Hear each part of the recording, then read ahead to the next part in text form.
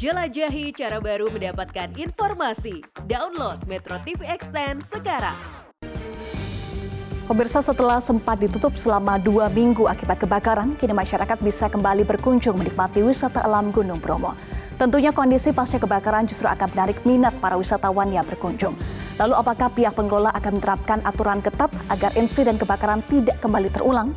Kita akan membahasnya dengan Septi Eka Wardani, Kepala Bagian Tata Usaha Balai Besar TNBTS melalui sambungan Zoom. Selamat siang, Ibu Septi. Selamat siang, Mbak Eva. Iya, Ibu Septi, hari ini Taman Nasional Bromo kembali dibuka untuk seluruh pintu masuk ya, ada 4 pintu masuk. Bagaimana bentuk pengetatan pengawasan untuk masuk ke kawasan Bromo, Bu Septi? Ya, baik. Terima kasih. Jadi 4 pintu masuk kami yaitu di Coban Trisula, kemudian di Cemoro Lawang, Wonokitri, dan di Senduro. Untuk bentuk pengetatan tentu saja kami tetap menempatkan petugas-petugas yang ada di pintu masuk untuk memeriksa tiket dan apakah pengunjung sudah membeli tiket secara online. Kemudian juga kita akan memeriksa sebenarnya tujuan dari kunjungan itu apa. Kalau hanya untuk sekedar berwisata, hanya dengan membeli tiket, tapi misalkan ada tujuan khusus yang lain, seperti misalkan prewedding, maka harus menggunakan simaksi ya. Jadi tidak hanya sekedar tiket masuk. Lalu bagaimana pengetatan barang bawaan yang dibawa oleh para pengunjung, Bu Septi?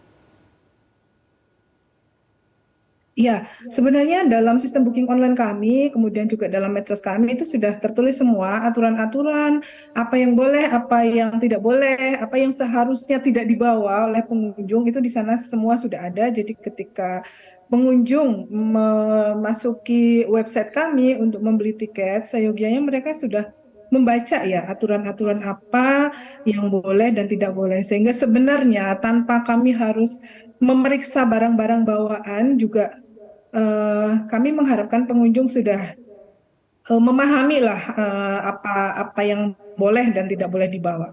Itu. Iya, sudah ada aturannya saat akan pesan tiket sebetulnya ya, Bu Septi. Tapi ada statement juga dari kuasa hukum pasangan prewedding bahwa mereka dibiarkan begitu saja, tidak ada pengawasan. Bahkan pasangan prewedding penyebab kebakaran Bromo akan melaporkan TNBTS dengan dugaan kelalaian. Apa respon TNBTS?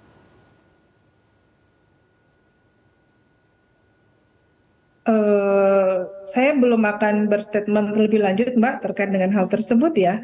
Tapi yang jelas bahwa untuk kami sendiri, kami sudah mempersiapkan aturan-aturan yang ada untuk dibaca oleh pengunjung jauh sebelum ini. Kemudian papan-papan peringatan, papan informasi juga di sepanjang jalur wisata itu sebenarnya sudah ada. Gitu. Baik, apakah saat ini masih ada titik-titik yang perlu diwaspadai, Bu Septi? Ya, kalau titik api sendiri saat ini sudah tidak ada. Jadi sudah sepenuhnya padam pada tanggal 14 September kemarin, hari Kamis malam tuh sudah sepenuhnya padam, dan pada tanggal 15 kita sudah melakukan mop up di semua titik dan alhamdulillah sudah tidak ada titik api. Namun memang masih ada beberapa bagian di savana ya yang masih berupa belukar, berupa rumput-rumput kering yang sangat rentan juga untuk terbakar. Jadi kami juga mohon untuk waspada, dan tim kami juga standby di sana untuk melakukan pengamanan. Pengetatan pengamanan selama pengunjung berada di Bromo saat ini bagaimana? Apakah ada patroli khusus misalnya?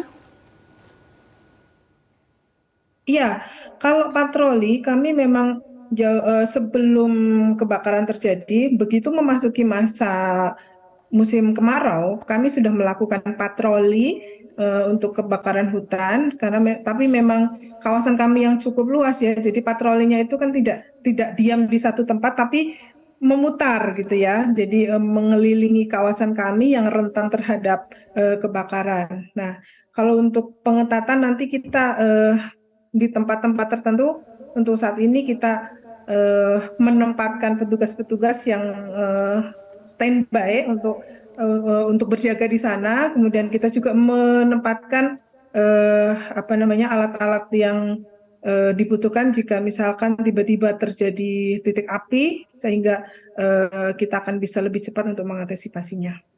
Iya, Bu Septi, kalau tadi laporan rekan kami Rudi Ulhak menyatakan ada sekitar 300 wisatawan yang sudah datang ke Bromo pasca Bromo dibuka. Kalau data secara online dari sistem, berapa banyak Bu Septi yang sudah datang ke Bromo kembali? Iya, untuk yang sudah masuk di kami sesuai dengan data kami hari ini yang masuk melalui data online itu ada sekitar 360 pengunjung. Itu yang terdiri dari 245 wisatawan domestik dan juga ada 115 wisatawan mancanegara. Untuk hari Kalau ini. rata-rata, ya ini kan berarti masih hitungannya masih rendah ya Bu Septi. Biasanya kan rata-rata per hari sekitar 1.500 sampai 2.000 pengunjung. Apakah ada upaya khusus yang dilakukan oleh TNBTS untuk kembali mengenjot pengunjung untuk bisa kembali datang ke Bromo pasca Bromo dibuka? Iya, saya pikir daya tarik wisata Bromo itu sudah cukup besar ya Mbak ya. Jadi bahkan dalam sistem booking online kami itu sebenarnya ketika kuota pengunjung itu dibatasi hanya sekitar 2.700 per hari, itu sebenarnya kadang sampai kami menolak ya. Jadi sepertinya tanpa kami menggenjot dengan tertentu gitu ya, itu animo masyarakat untuk berkunjung ke Bromo mungkin masih cukup besar, apalagi dengan pasca kebakaran ini mungkin mereka ada rasa penasaran mungkin ya untuk melihat seperti apa sih kondisi Bromo setelah kebakaran tersebut. Baik, Bu Septi, kalau sebelumnya Anda sampaikan kerugian akibat kebakaran sekitar 200 juta rupiah, tetapi sedikit berbeda dengan apa yang disampaikan oleh BNPB, menyatakan bahwa 1 kali atau 1 jam waterbombing itu sekitar 100 juta rupiah, sedangkan bisa sampai 8 jam lebih, artinya 1,2 miliar rupiah kerugian akibat kebakaran yang terjadi. Data terkini sebetulnya berapa kerugian akibat kebakaran yang disebabkan oleh flare?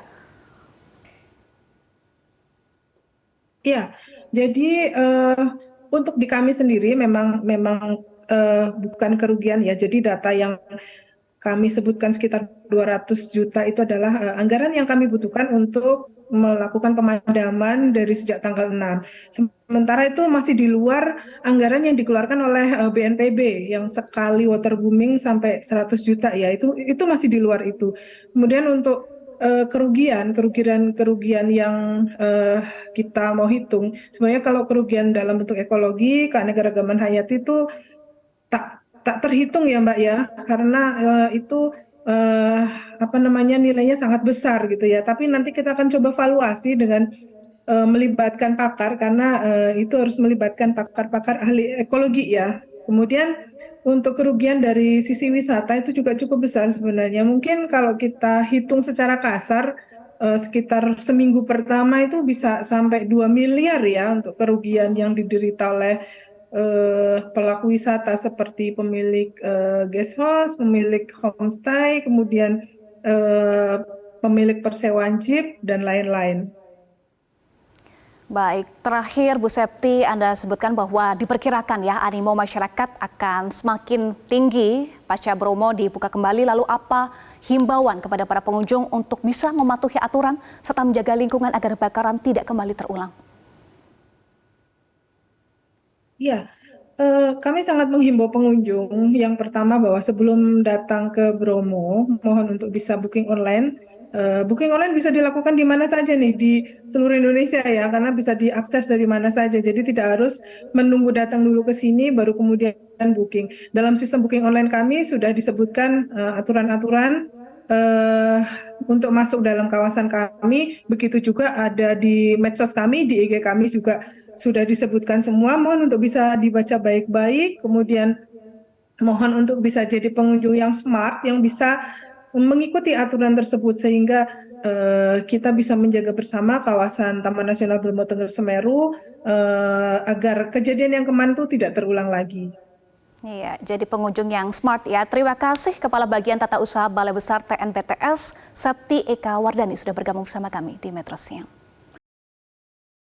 Cara mudah mendapatkan informasi dengan satu sentuhan jari. Download Metro TV Extend.